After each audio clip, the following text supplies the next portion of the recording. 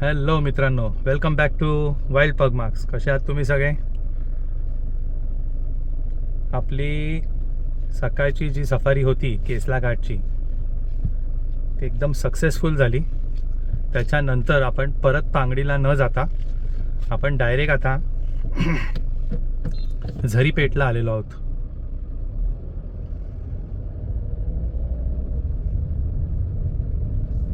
असं ऐकण्यात आहे की झरीपेट गेटच्या बाजूला रायबा म्हणून एक रिसॉर्ट आहे.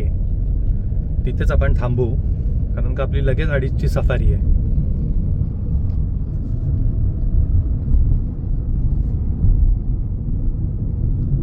कारण का इथून पांगडीला जायला 1.25 तास लागतो. 1.25 तास जाऊन मागे लंच घेऊन परत यायचं ते काय योग्य नाही आहे. त्यापेक्षा इथे रायबा हॉटेलमध्ये राहून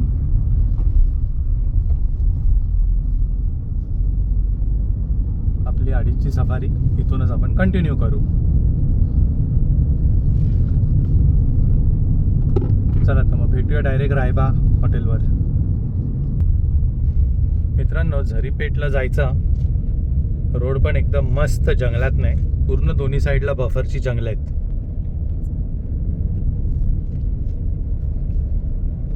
पेट 3 किलोमीटर दाखवत आहे, झरी 7 किलोमीटर. आता पुढे गेल्यानंतरच आपल्याला कळेल यातला अर्थ काय आहे, कारण का मी पण फर्स्ट टाइम हा गेट करतोय. कारण का आपण यावेळेला ठरवलेलंच पूर्ण कोळसा रेंज एक्सप्लोअर करायचं.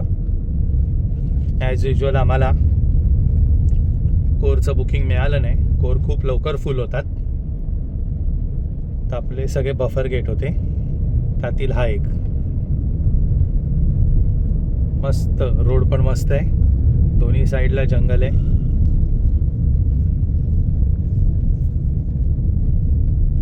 पण एकदम आरामात जातोय आपण, कारण का वेळ पण खूप आहे आपल्याकडे. आत्ताशी फक्त 10:30 होत आहेत आणि आपली सफारी आहे अडीचची. बाहेर जे ऊन येत आहे ते बघून वाटणार नाही की 10:30 झालेत. कडक ऊन आहे एकदम.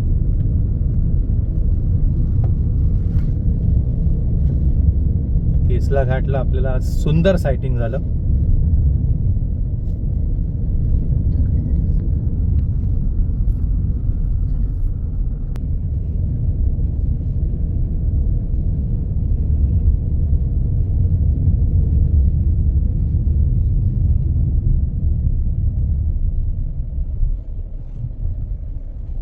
जंगल एकदम शांत आहे.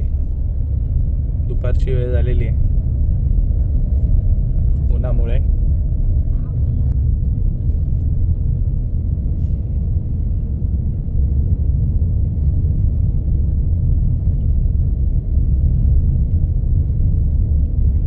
मंदिर आलेलं आहे, मला असं वाटतं इथेच कुठेतरी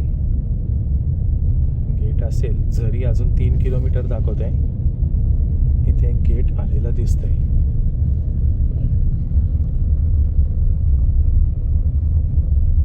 झरीपेट सफारी गेट इथे दिसतोय आपल्याला.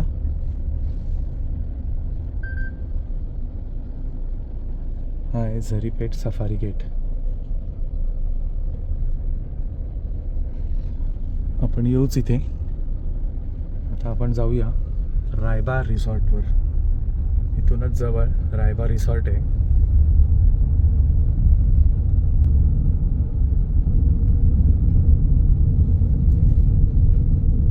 कदाचित रायबा कोर गेटच्या जवळ आहे, कारण का बफरचा गेट आता मागे निघून गेला.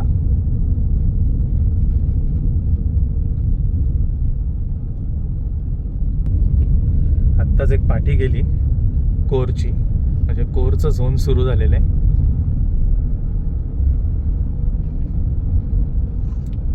कदाचित आपल्या डाव्या साईडला दिसतंय हेच रायबा रिसॉर्ट आहे. म्हणजे पुढे गाव पण आहे, गावाच्या अलीकडे कदाचित हे रायबा रिसॉर्ट आहे.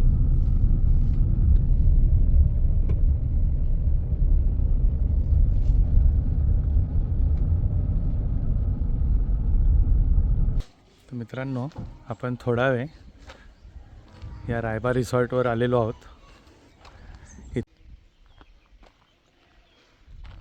मित्रांनो, रायबा हॉटेलवरून आता आम्ही निघालो आहे. 1 तास राहिला आहे सफारीला. आम्ही आलो इथे झरी गेटला. झरी हा कोर गेट आहे. झरी गेट. झरी गेटवरून दिवसाच्या आपल्या सकाळच्या आणि संध्याकाळच्या मिळून सकाळची 4 गाड्या, संध्याकाळच्या 4 गाड्या, अशा 8 गाड्या सुटल्या जातात आणि एक VIP असते. हे नवीन चार्जेस आहेत कोरचे.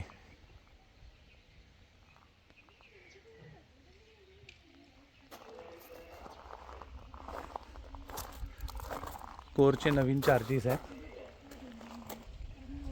हे कोरचे नवीन चार्जेस. आणि हे झरी गेटचं तपासणी नाका.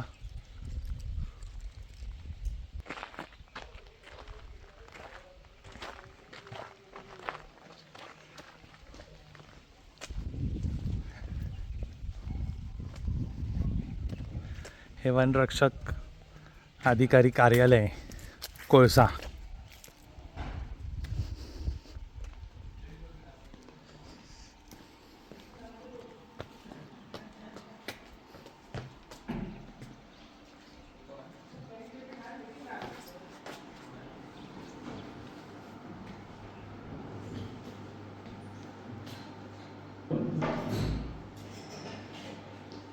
हे खालचं गोरचं आहे. वरती स्पॉटेड डिअर आहे. त्याच्यावरती हे सांबार डिअरचे अँटलर्स आहेत.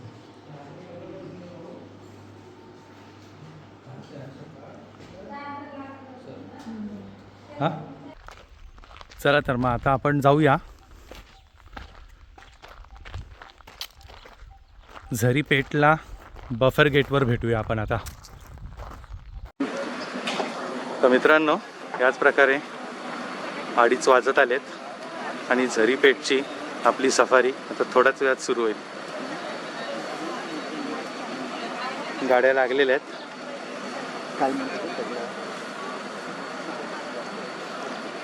2:27.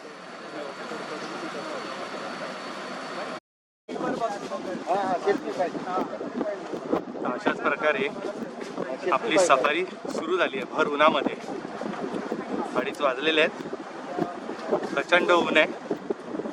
आपल्याला मामाला ट्रॅक करायचं आहे. आपण लाडली फिमेल बघितलं, आपण केमार्क बघितले, तिचे कव्स बघितले. मामा मेल काय आपल्याला दिसलेला नाही आहे. आता आपण त्याला ट्रॅक करणार आहोत.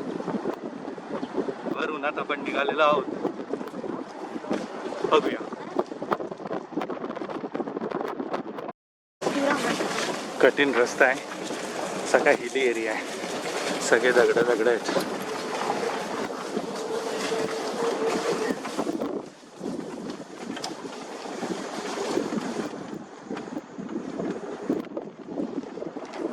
प्रचंड हीट आहे.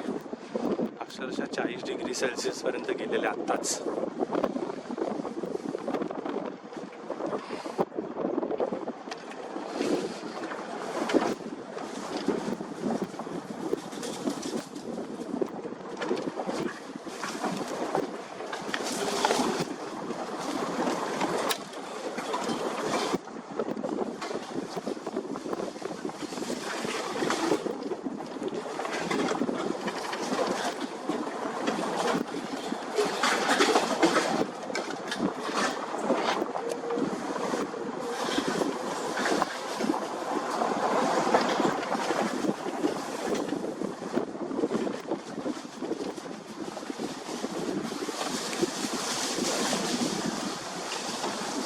वॉटर बॉडी आहे.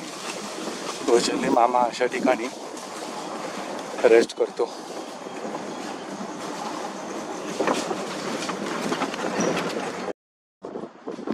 या नखरत्या उन्हात आम्ही निघालो आहोत मामा मेल टायगरला ट्रेस करायला. कारण का आजच्या घडीला आहे ना, हा one of the biggest tigers of Tadoba आहे. कोळसा रेंजचा प्रमुख अट्रॅक्शन म्हणजे मामा मेल.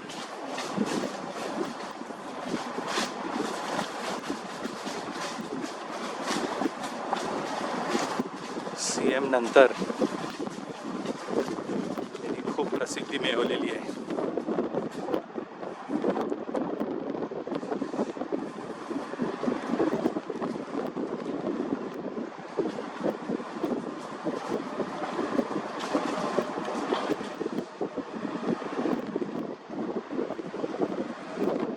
सगळा बांबू सुकलेला आहे.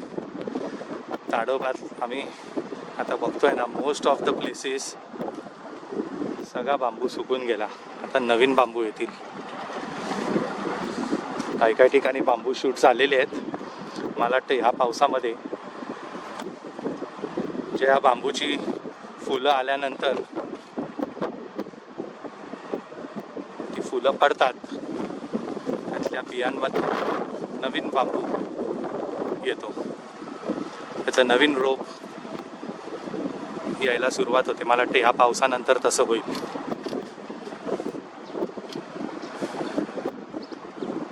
असं म्हटलं जातं की बांबूला जेव्हा फुलं येतात त्याच्यानंतर तो मरतो, त्याचं रोप मरतं.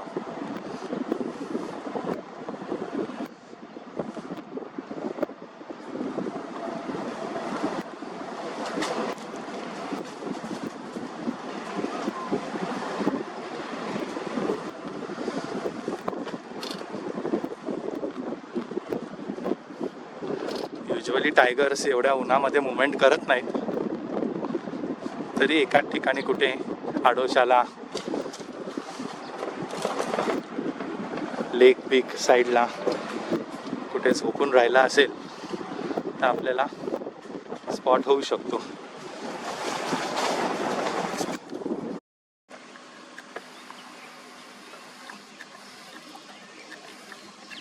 सांबर डिअर स्पॉट झाले तिथे.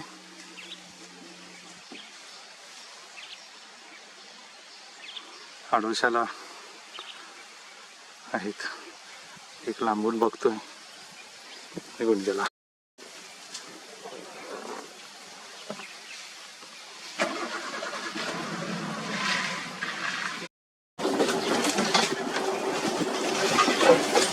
एकदम डेन्स व्हेजिटेशन मधून आम्ही जातोय. कळतही नाहीये रस्ता आहे की नाहीये पुढे. सगळं बांबू फॉरेस्ट हे सुकलेलं.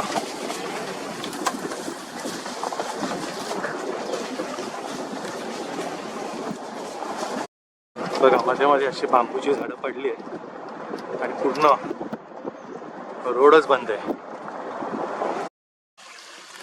पाणी पण खूप आहे या एरियात. आणि बघा कसं वाहता झरा आहे हा. अशा ठिकाणी खूपदा वाघ आराम करताना आपल्याला दिसतात दुपारच्या वेळेला.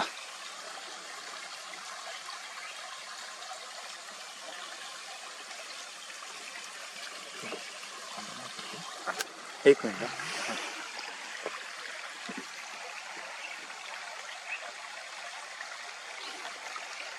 इथून फिरून वापस जाऊ नका. फिमेल आहे, मेल असतो ना, त्याची भीती असते आम्हाला. बायसन रोड क्रॉस करताना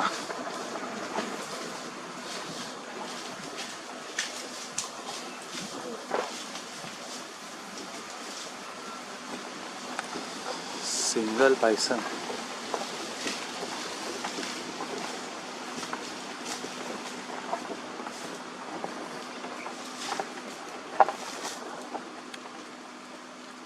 किती जवळ आहे आपल्या.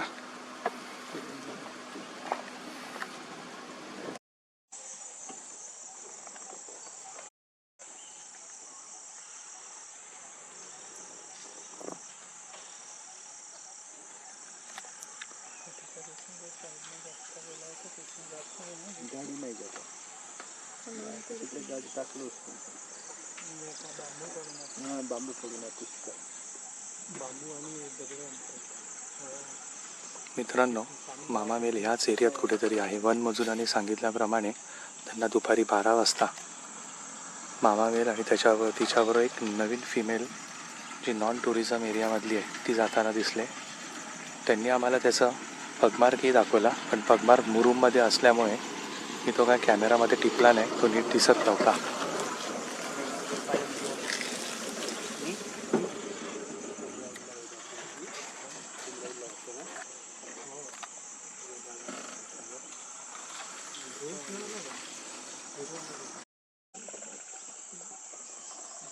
या डेन्स फॉरेस्टमध्ये त्याला शोधणं म्हणजे नेक्स्ट टू इम्पॉसिबल आहे. जोपर्यंत कुठलं कॉलिंग होत नाही आपल्याला त्याचं मुवमेंट कळणारच नाही. खूप डेन्स आहे, एकदम डेन्स व्हेजिटेशन आहे. पण मामा भेट नाही ना.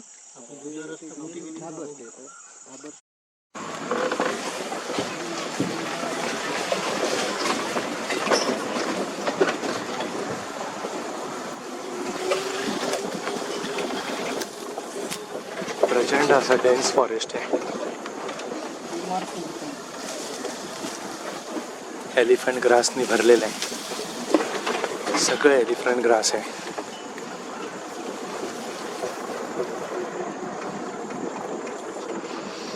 ट्रॅक करण्याचे पूर्ण प्रयत्न चालू आहेत.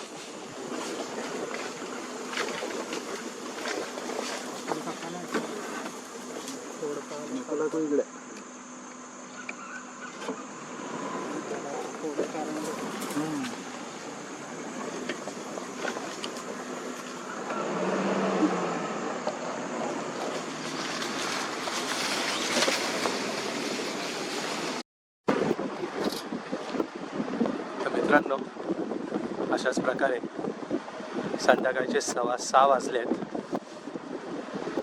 खूप ट्रॅक करण्याचा प्रयत्न केला आपण. मामा मेल काही दिसला नाही. 6:15 वाजल्यामुळे आता आपल्याला या जंगलातनं बाहेर पडावं लागेल. तर हा व्हिडिओ आता मी इथेच एंड करतोय. Thanks for watching.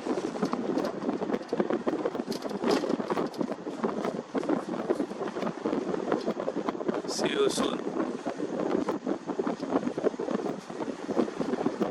Most probably in May for our season closure. Bye bye. Take care.